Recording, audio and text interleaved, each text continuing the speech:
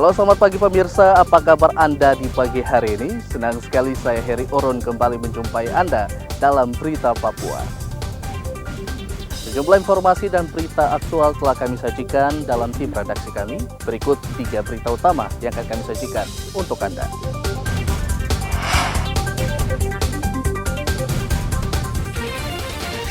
Mencuri laptop dan ponsel di Rumah Sakit Kepulauan Yapen, 2 pemuda diringkus polisi di kota Jayapura. Seorang pemuda tewas ditabrak truk di Kabupaten Jayapura, pelaku masih diburu polisi. Puluhan pelajar dan mahasiswa berunjuk rasa ke kantor Yayasan Pengembangan Masyarakat Adat Amukme Kamoro Mimika.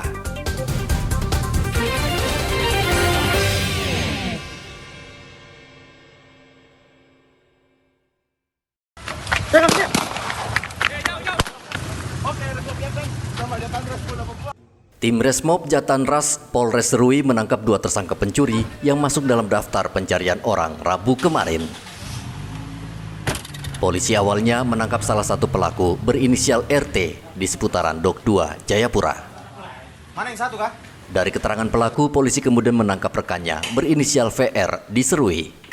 Kedua pelaku melarikan diri setelah beraksi mencuri di Rumah Sakit Wanakawini di Kabupaten Kepulauan Yapen beberapa waktu lalu.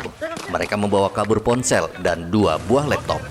Bersama Resmob Polres Kepulauan Yapen telah menangkap 2 DPO di Jayapura. Yang pertama berlokasi di Dok 2 dan yang kedua berlokasi di Dok 8. Saat ini kami telah mengamankan 2 DPO tersebut beserta barang bukti berupa 1 buah MacBook dan 1 buah handphone iPhone.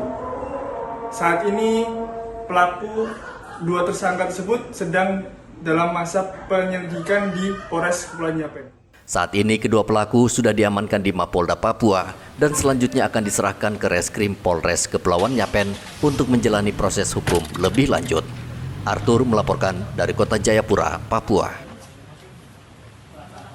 Mana yang satu kah?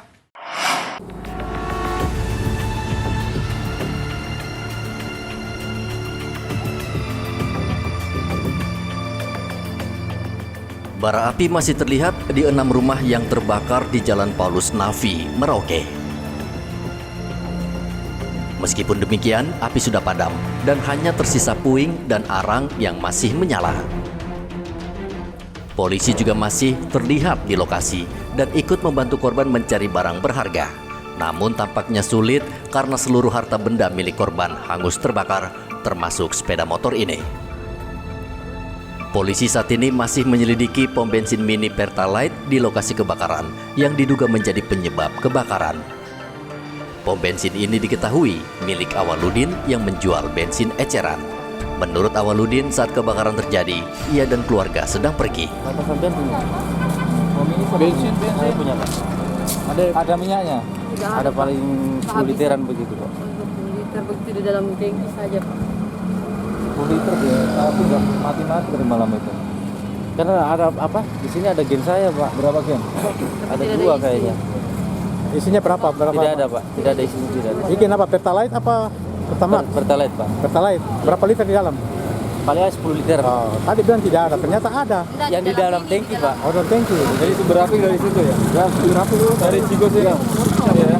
kita tidak lihat api, tapi lihat asap itu. Asap di sini. Ya, Di sini belum ada asap. Sini belum. Belakang ada asap nggak? Tidak ada juga. Ini fokus ini. Ya. Di sini ya? Ya. 7727. Itu di dalam kios kah? Tidak tahu dalam kios itu memang asap sulfur. Polisi belum bisa menyimpulkan penyebab kebakaran karena masih mengumpulkan barang bukti. Sementara penyebab kebakaran tidak diketahui persis, namun kami ketahui bahwa sumber daripada api tersebut adalah di tempat pertama di sini, ada yang melihat, namun belum tahu apa penyebabnya. Kami sampaikan bahwa menurut informasi bahwa yang punya kios menjual BBM dengan menggunakan pom mini saat itu. Kebakaran terjadi Senin lalu, api menghanguskan 6 rumah.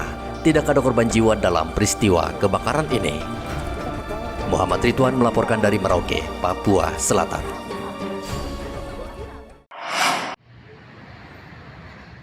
Satuan Lalu Lintas Polres Jayapura saat ini tengah memburu sopir truk yang menabrak 2 pengendara sepeda motor pada Minggu lalu.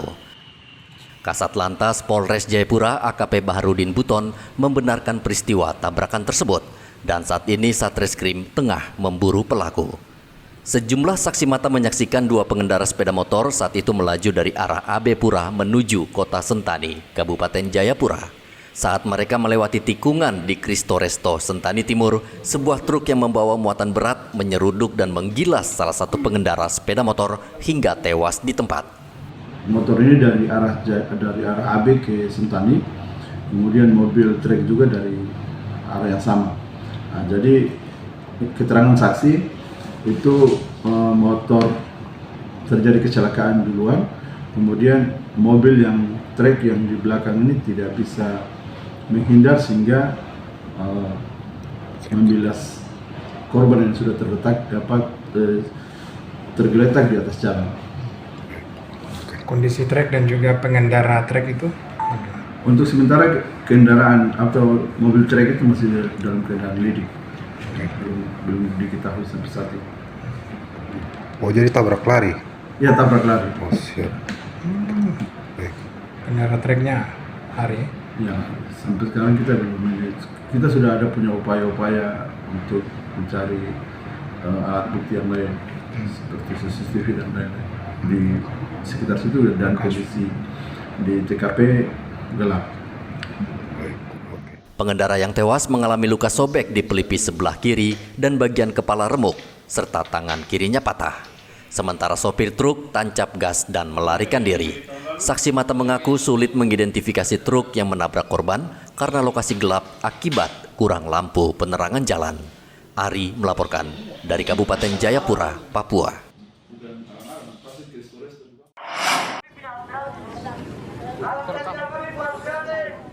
Puluhan mahasiswa dan pelajar yang berasal dari 7 suku asal Amuk Medan Kamoro, Mimika berunjuk rasa di halaman kantor Yayasan Pengembangan Masyarakat Adat Mimika.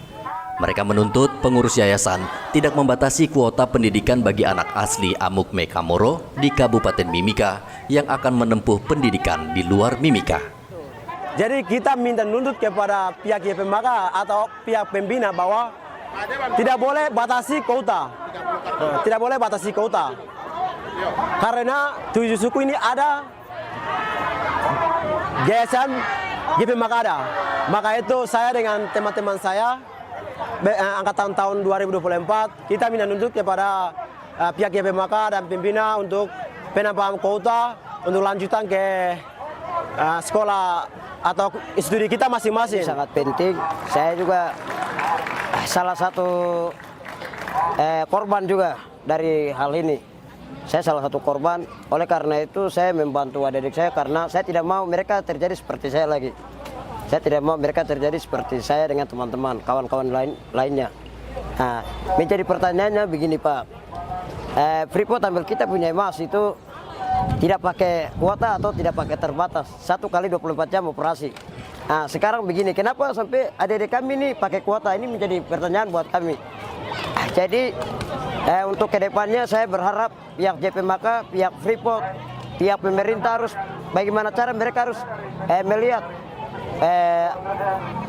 generasi-generasi muda yang ada di Kabupaten Mimika ini, lebih khususnya di pendidikan. Karena tanpa pendidikan kita tidak bisa menjadi orang sukses. Pendidikan itu sangat penting. Jadi saya harap kesan dan pesan JPMK, Freeport, pembina, penasehat, bagaimana cara kalian harus kesepakatan dan mengambil keputusan yang benar-benar baik. Unjuk rasa mahasiswa itu diterima oleh pengurus yayasan dan akan melanjutkan aspirasinya ke pimpinan yayasan. Yayasan Pengembangan Masyarakat Adat Mimika bekerja sama dengan PT Freeport saat ini tengah menyeleksi anak asli suku Amuk Medan Kamoro yang akan menempuh pendidikan di luar Mimika. Ada 3.000 orang yang akan diterima. Penerimaan itu dianggap kurang dan yayasan didesak menerima 6.000 orang. Igobat Momolin melaporkan dari Mimika, Papua Tengah.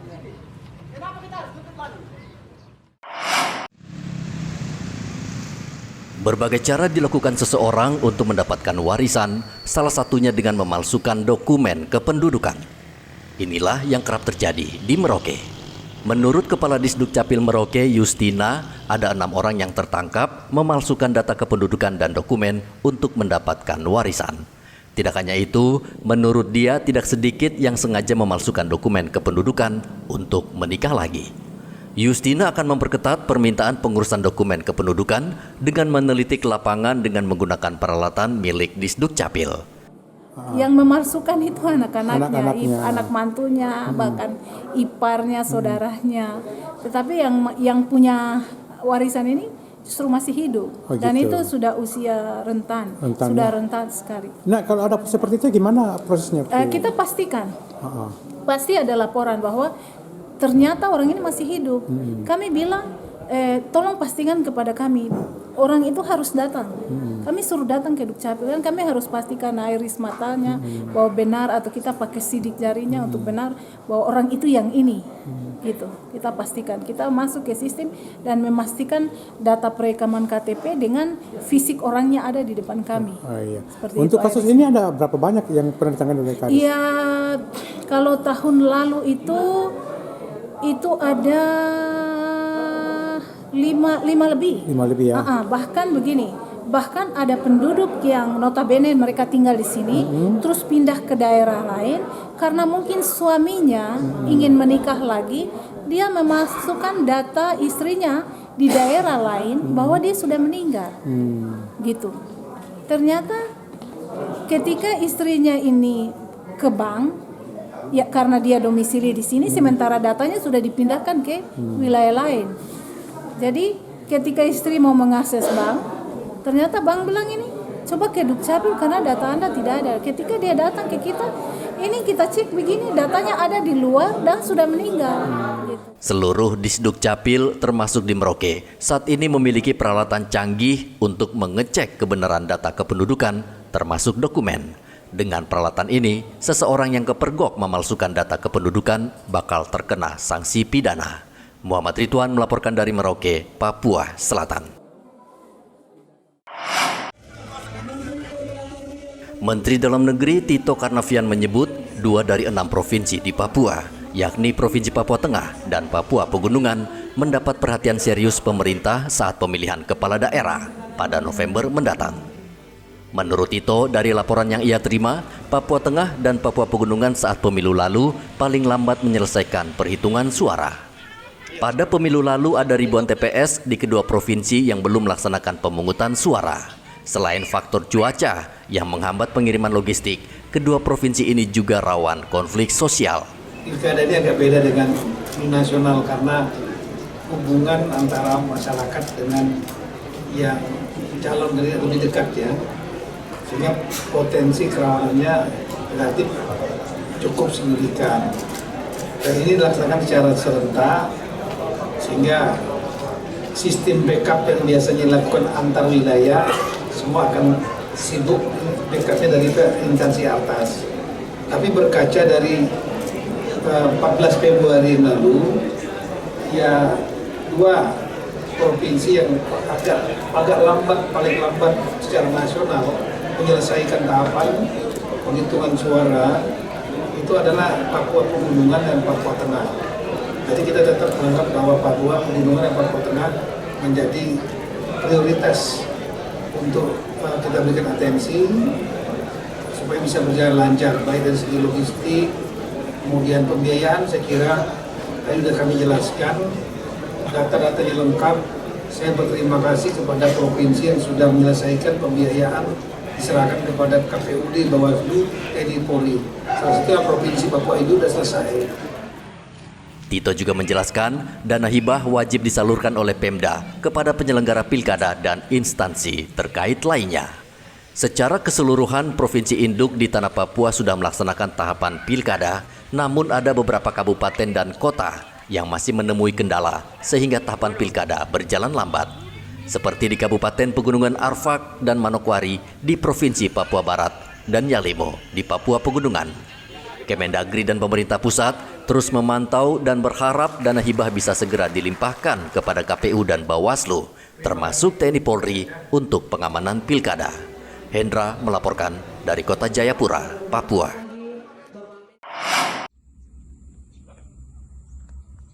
Salah satu pasar tradisional yang berada di distrik Mimika Timur, Kabupaten Mimika, sampai saat ini belum difungsikan. Padahal pasar ini telah direnovasi Pemkab Mimika dengan menggunakan anggaran APBD Kabupaten Mimika. Kepala Dinas Perindak Kabupaten Mimika Petrus Pali mengatakan pedagang enggan datang ke pasar itu karena jauh. Pembangunan pasar ini kan sudah terbangun sebelumnya. Dan bangunan tersebut karena dia sudah berumpu dan ini ya usulan dari masyarakat setempat dengan distrik bahwa kalau bisa direhab pasar tersebut supaya bisa difungsikan masyarakat. Nah, kita lakukan rehab, tetapi ya, ternyata sampai saat ini bangunan tersebut belum difungsikan. Padahal untuk terkait dengan setelahnya kami melakukan rehab pertama di bawah itu kita sudah langsung serahkan kunci ke distrik setempat untuk memanfaatkan dengan pedagang-pedagang yang ada di wilayah tersebut, ya, termasuk masyarakatnya dan mengajak masyarakatnya untuk berdagang, tapi sampai saat ini belum berfungsi. Ya, dan ada strategi kami ke depan, mudah-mudahan bisa berhasil. Nanti kami akan ketemu lagi bahwa mungkin ke depan dengan sudah aktifnya ini para pedagang kaki lima yang ada di pasar setempat ini, untuk dijadwalkan mungkin mereka adakan satu kali juga semacam pasar obral di wilayah tersebut, dengan kami mendorong pedagang-pedagang yang aktif ini untuk dia berdagang di sana. Kunci pasar telah diserahkan kepada kepala distrik dengan harapan pasar tersebut dapat dibuka dengan memberdayakan pedagang pasar. Igo Batmomolin melaporkan dari Mimika, Papua Tengah.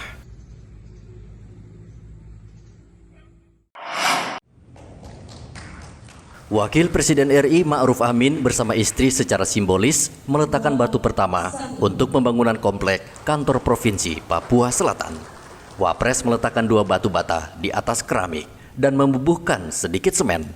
Ia juga sekaligus menandatangani prasasti sebagai tanda dimulainya pembangunan sarana dan prasarana pemerintahan Papua Selatan di Kota Terpadu Mandiri Salor, Distrik Kuring.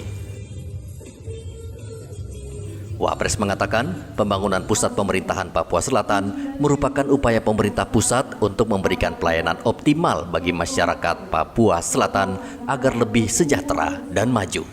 Kehadiran saya sekaligus untuk melihat langsung dan memastikan bahwa proses percepatan pembangunan dan kesejahteraan masyarakat Papua khususnya di Provinsi Papua Selatan berjalan dengan baik. Ini adalah amanah undang-undang bagi negara untuk wajib hadir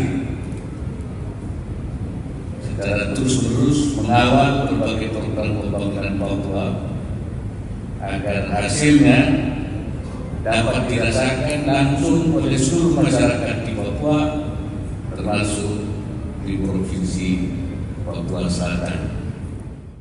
Sebelum peletakan batu pertama, Wapres juga melakukan ramah tamah dengan sejumlah unsur Pemprov Papua Selatan, wartawan, tokoh agama, tokoh adat, serta berbagai komponen masyarakat.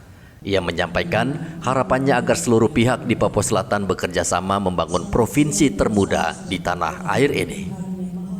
Provinsi Papua Selatan merupakan hasil pemekaran dari Provinsi Papua pada tahun 2022 dengan ibu kota di Kabupaten Merauke, tepatnya di Kota Terpadu Mandiri Salor. Muhammad Ridwan melaporkan dari Merauke, Papua Selatan.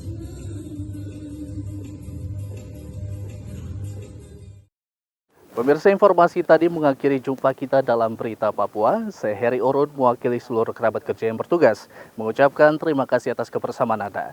Selamat pagi, selamat beraktivitas, dan wanyamri.